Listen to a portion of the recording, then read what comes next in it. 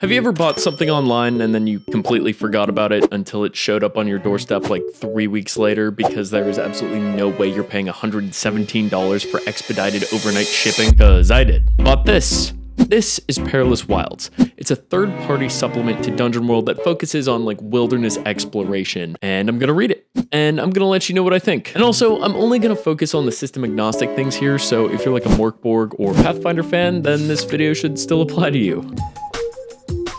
So something that I think is super cool that I learned from just reading the title page is that this is actually the second edition of Perilous Wilds, and it was released in October of 2022. It is January of 2023, so that's pretty cool. It's like pretty new. Anyway, the first two ideas presented in this book are the ideas of an almanac for your setting and place tags. The almanac is there to give you an idea of how to structure all of the information for your campaign setting, and place tags are just Dungeon World's setting tags, but like on an even more macro level. And to be frank, I'm really not impressed with either. Maybe it's because I'm a habitual world builder, but I didn't need to drop $15 for a book to tell me that I should split the world up into regions, areas, places, and settings. Matt Colville's campaign sheet does that perfectly, and it's free on the internet. And while I love setting tags in Dungeon World because I think they really help you organize your towns and keeps and villages and how they relate to each other, I just don't think you need that for broader regions of the world and broader areas.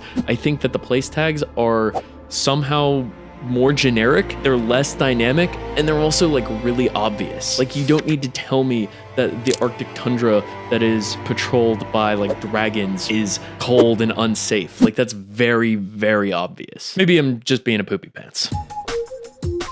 I do like the idea of discoveries and dangers within the world, but I think that the book is going to elaborate on them a little bit later. Okay, so I really like this section fairly early in the book. It gives you directions for how to build your campaign setting, your world, with your players. Specifically, you all agree on where the party is going to start in the campaign. So like a village or like outside of a dungeon or whatever. Then the player with the youngest character gets to craft the region that is immediately adjacent to that start point. You then go all the way around the table and every single player and the GM gets to add another region to the map. The book says to keep it broad here, folks. So we're talking like there's a tundra over there, there's a forest over there, there's a desert over there. We're not getting into specifics yet. Once it comes back to the original player, then you cease naming regions. You move on to the next step, which is to zoom in a little bit and let every single player place a place on the map. So a place could be a setting, a place could be like a point of interest, or it could be an area within a region. So like if there is a forest, there could be a, bog of certain doom within that forest. The book says to let the player with the most well-traveled character start this process, and then you want to go around the table until there's like 10 places on the map. Then each player, starting with the player whose character is the oldest, gets to name 2 personal places. So this includes their home and 1 significant place to their character. Then the players can create rivers and roads to further flesh out the map before they get to each create a rumor for one of the places on the map, which I think is really cool. So I take back all previous poo-pooing. If you're really struggling with getting your players invested in your game world, this is an amazing way for them to actually be invested in the setting. So we have a couple random tables for naming regions and places, but then we get to some more juice. This book provides an alternative for the follower rules in the original D-dubs. Some highlights of this include that every single follower gets 3 attributes, and you can probably guess what those attributes are. Quality, cost, and loyalty. We then get some moves for followers, as well as a procedure on how to create followers. And honestly, I think this procedure is like really cool. It's pretty in-depth, and it's like super intuitive. I think it's gonna make creating interesting hirelings and followers and mercenaries like an absolute breeze. Now, if Dungeon World isn't your bag, baby, then you could probably skip over this section as it is not system agnostic like the previous ones. Speaking of which, I was really looking forward to the wilderness exploration section of this book. I've heard really good things, and theoretically, it's one of the highlights of Perilous Wilds. And while I think it does a really good job of revamping the kind of flawed exploration moves from the original core Dungeon World, it's not system agnostic. So if you're playing like Monster Care Squad or Realms of El Grun, you definitely can't use these new exploration rules because they're for Dungeon World. It wouldn't make sense to use them in that game. But I mean, if Dungeon World is your game, that's totally great. But like I said, I'm kind of trying to focus on the more system agnostic features in this video. Anyway, when I bought this book, like I said, I was incredibly excited because exploration in RPGs kinda sucks. In like most of them, some pedantic shitlords could be like, actually, in the fucking worlds of fuck you, they have an amazing 15-point D100 index trading tarot card system that allows you to perfectly recreate the exploration experience in The Legend of Zelda Breath of the Wild.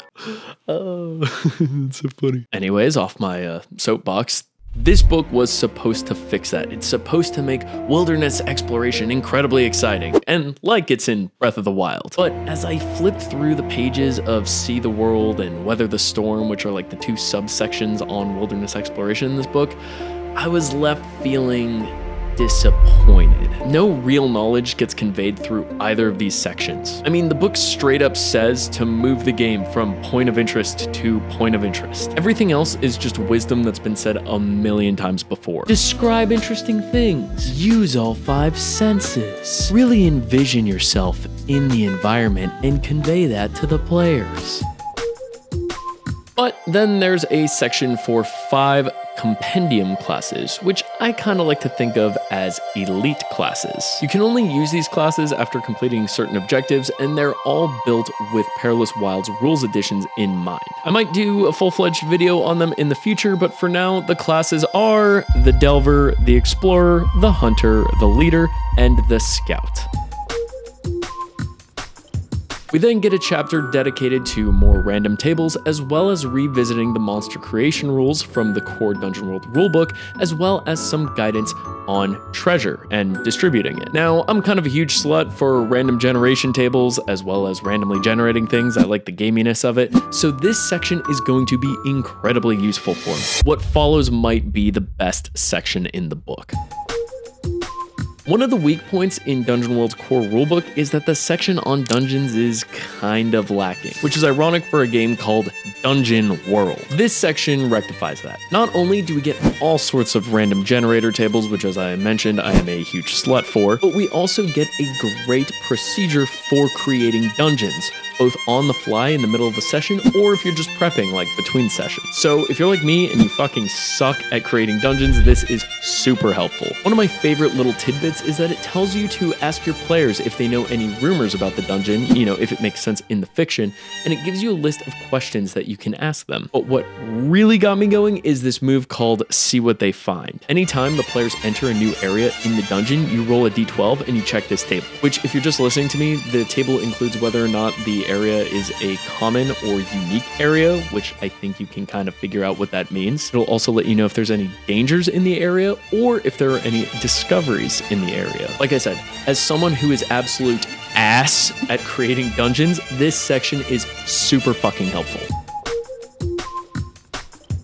The final section gives advice for anyone who is running Dungeon World, and I think this advice is actually really helpful, especially if you're brand new. It gives you guidance on what to prep, and it also gives you tips for how to run a really fun and creative session. Honestly, you could use this section no matter what game you're running. It is totally system agnostic. I think you'd get something out of it if you're running Pathfinder, Morkborg, fucking Shadowrun. No matter what, you could probably get something out of this section. And of course, there are more random tables. But let's get to what the people really want to know. Should you get this and forget that you bought it until it shows up on your doorstep 3 weeks later? If you're a Dungeon World GM, absolutely. I think it does a really good job of covering major areas that the core rulebook missed, like dungeon creation and revamping the exploration moves, which have been heavily criticized on the internet. And it also provides you a really neat alternative to the follower rules, and it gives you 5 new elite classes for your players to play around with. If you're a Dungeon World player, then you should absolutely buy this for your GM. They would really appreciate it, and they are going to get way more use out of it than you are. But if you don't play Dungeon World and you have zero desire to try it, you could probably give Perilous Wilds a pass. As much as I love the random generator tables and the party world building procedures, almost all of the system agnostic DM advice can be found for free on the interweb. Of course, if you don't play D-dubs, but you are D-dub curious, then I highly recommend you click right here and watch every single video on that playlist so you can learn all about one of my favorite role-playing games. That's pretty much it, and thanks for watching. That was fun.